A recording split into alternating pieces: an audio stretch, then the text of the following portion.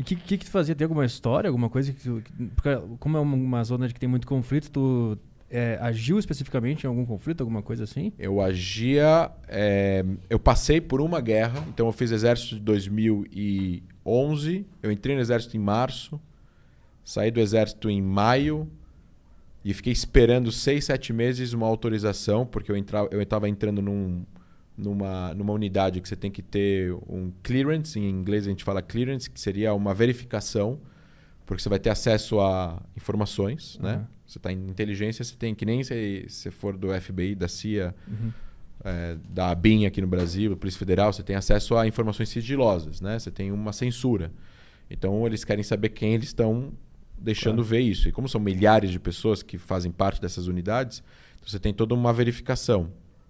Então, essa verificação, como eu já não tinha nascido no país, meus pais nasceram no país, eu estava entrando no exército com 25 anos, que é velho, porque eu estudei primeiro, eu tenho mais histórico, né, de vida, 7 anos a mais do que o pessoal que entra com 18. Então, eles tinham que saber... Tinha que verificar bem... Quem é o André, né? Sim. O André pode... E essa unidade tinha um nível de verificação muito alto. Então... Eu fiquei 6 meses esperando e aí eu voltei ao exército em novembro. Então voltei para a vida civil e voltei a ser militar em novembro de 2011. Aí eu fiz um curso, depois eu fiz outro treinamento e aí eu fui para a unidade. Então na unidade eu não trabalhei com um conflito entre Israel e os palestinos, por exemplo. Eu trabalhava com outras coisas. Então acho que, assim, vamos colocar assim, o que eu posso falar... É que eu trabalhei durante um ano, durante uns 8, 9 meses numa unidade de operações que mexia com a parte técnica de operações em volta de Israel, não dentro de Israel, claro, não, são operações da Força Aérea em locais hostis a Israel. Então toda a preparação a isso. E depois eu trabalhei com o que a gente chama de Open Source Intelligence, inteligência que está disponível na mídia, no jornal e principalmente hoje em dia na internet. Então existem coisas que estão na internet que exércitos não sabem. Americanos, por exemplo, podem estar tentando descobrir alguma coisa na China e pode ser que o que eles estão tentando descobrir na China, na verdade, está num jornal chinês lá numa cidadezinha você nem sabe o nome. Como assim? Vocês vasculhavam essas informações para achar? Existe existe toda uma forma de... Existe inteligência de vários locais. Existe inteligência visual, existe inteligência de telefone, existe inteligência de televisão, programas de televisão, que às vezes as pessoas são entrevistadas e falam e tudo mais. E existe inteligência dentro da internet. Como... não vem ao caso, mas existem coisas que estão escritas na internet que são relevantes militarmente falando, né? No âmbito de inteligência. Então a inteligência de Israel é muito grande, muito robusta, e não só do exército, né? Você tem os serviços secretos, tem a polícia, você tem o Ministério das Relações Exteriores e tal.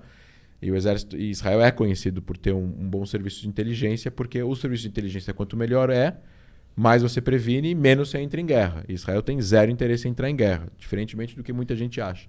Mas Israel tem zero interesse de entrar em guerra porque custa dinheiro e morre gente. A inteligência é para ficar de olho, assim, será que para evitar guerras. Ficar de olho, vai acontecer uma coisa ali, isso. Vamos ver. E aí você faz ações para evitar. Tu tem algum caso que tu evitou, que tu teve... Não, eu tive casos que a gente descobriu coisas que depois descobriu casos assim, eu encontrei coisas que a gente não sabia, que o exército, que Israel não sabia. Isso é confidencial. Com certeza. Caralho. E aí, mas tu conseguiu evitar algum conflito, alguma coisa? Não necessariamente, eu não acredito que evitou algum conflito, mas assim, são informações... Entenda só o seguinte, Arthur, todas as informações, são milhares e milhares e milhares e milhares de informações por dia. É gigantesco isso. Então, entendi. Mas assim, é muito interessante, é um lugar que tem muita tecnologia, é muito aprendizado, tem muita... É uma engrenagem gigantesca. O exército de Israel é uma estrutura de 200 mil pessoas, mais 500 mil de reserva. É uma coisa muito grande, né? Você pertence a isso. Só que eu acho que o mais interessante dessa experiência não é só a parte técnica. Eu acho que é o significado mais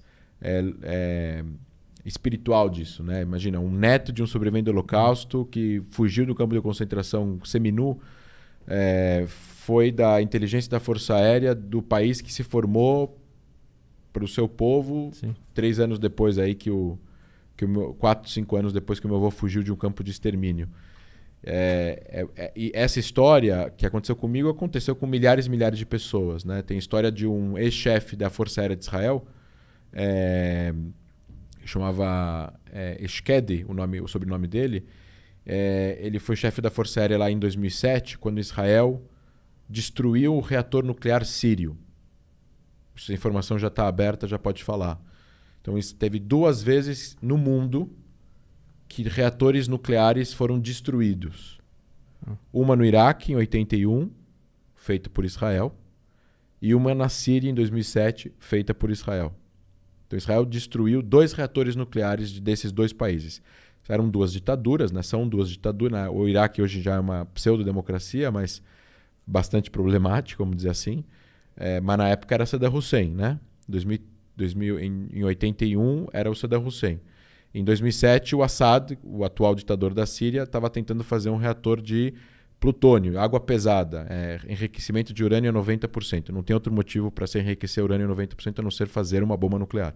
Eu nunca entendi. Eles querem isso para ter uma bomba nuclear para poder ameaçar o planeta? Para perpetuar o regime, normalmente. Países ditatoriais que produzem bombas atômicas fazem isso para perpetuar a existência do próprio regime.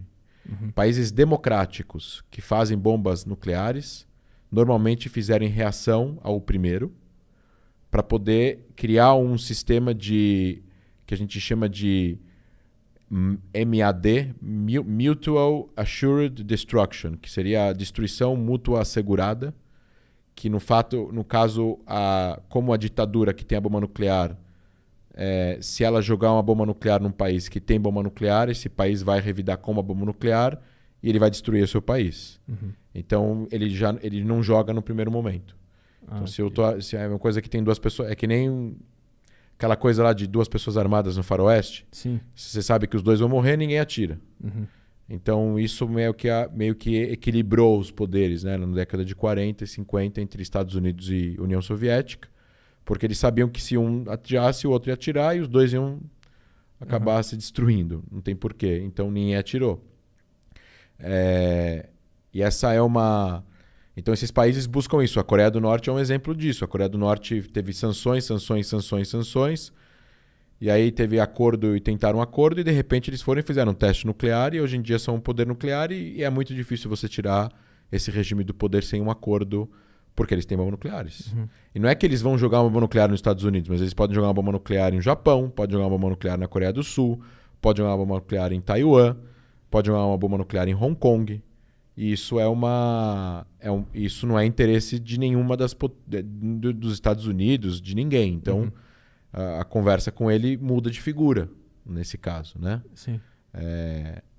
Imagina se o Saddam Hussein, em 2003, tivesse uma bomba nuclear. Os Estados Unidos, no momento que eles começassem a invadir o Iraque em 2013, eles jogaram uma bomba nuclear na Arábia Saudita, que é aliada dos Estados Unidos e que tem 70% do petróleo do mundo. Aí você cria uma crise sem precedentes no mundo inteiro. E você tá falando Israel destruiu... Isso. Eu estava contando que Israel destruiu o reator nuclear sírio em 2007. Estava contando do chefe da Força Aérea. Uhum. O pai dele pulou de um trem para sobreviver ao Holocausto na Hungria. E migrou sozinho para Israel com 10 anos de idade. E o filho dele virou chefe da Força Aérea de Israel. Então, assim, quando ele soube da história, o pai dele já estava no leito de morte, no hospital, porque ele não podia contar, como o filho, ele não podia contar. Mas quando ele estava no leito de morte, ele contou. Ele falou, é um ciclo que se fecha, né? Porque eu sobrevivi e meu filho virou o chefe da Força Aérea. Então, tem muitas histórias, assim, né? Olha só o que aconteceu com o povo judeu, olha só onde o povo judeu está hoje, né? Nesse cenário, né? Nesse cenário de segurança, né? A questão é segurança, né? Os judeus têm um local que eles estão seguros e que pode se defender caso ele seja atacado.